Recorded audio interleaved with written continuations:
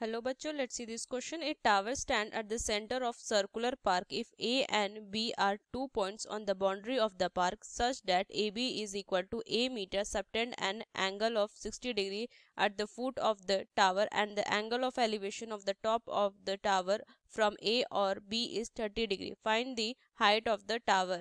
A is under root 3 A meter, B is A upon under root 3 meter, C is under root 3 upon A meter and D none of this. तो चलो इस question को solve करते हैं। तो इस question में अगर मैं की कंसेप्ट अप्लाई करूं, की कंसेप्ट लूं अगर, तो की कंसेप्ट वैल्यूज मुझे पता होना चाहिए। Like tan 30 is equal to 1 upon under root 3। अब इस क्वेश्चन में मैं एक सर्कुलर पार्क ड्रॉ करूं, कोई पॉइंट है बी एंड कोई पॉइंट है ए। इसे अगर मैं मिलाऊं और यहाँ पे सेंटर है ओ, तो ये जो एंगल फॉर्म कर रहा है वो 60 डिग्री का एंगल फॉर्म कर रहा है। कोई पॉइंट है सी, उसे अगर मैं ओ से मिलाऊं, ये पॉइंट सी, और इसे फिर मैं ए से मिलाऊं इस तरीके से, ये सी पॉइंट है और ए पॉइंट है, तो ये एंगल जो फॉर्म कर रहा है ना, ये 30 डिग्री फॉर्म कर रहा है।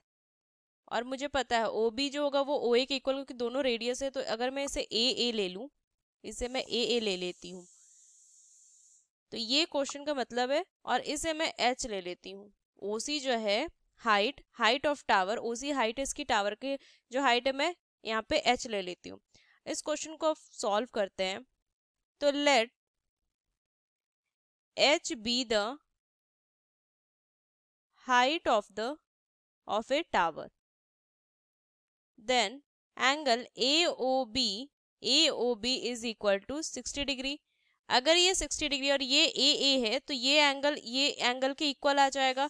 तो ये ट्रायंगल में क्या हो जाएगा, ये दोनों एंगल क्या हो जाएगा, अगर मैं x ले लूँ तो क्या हो जाएगा, 2x प्लस में 60 इज इक्वल टू 180। इसमें लिख सकती हूँ ट्रायंगल AOB में 2x प्लस में 60 is equal to 180, then 2x is equal to 120 and x is equal to 60।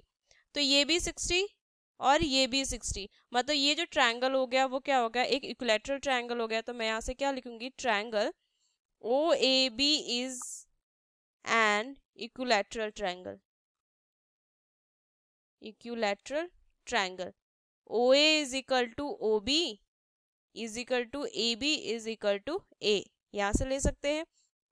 अब मैं ट्रायंगल OAC में अगर देखूं, ट्रायंगल OAC में ये एंगल तो 30 है, तो ये क्या होगा, ये एंगल जो 90 डिग्री की स्ट्रेट ही होगा, तो ये 90 डिग्री फॉर्म करेगा यहाँ से।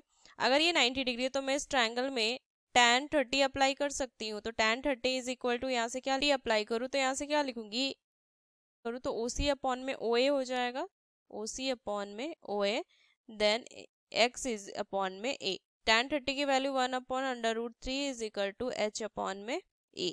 तो यहाँ से h की वैल्यू आ जाएगी A अपॉन में अंडर रूट 3।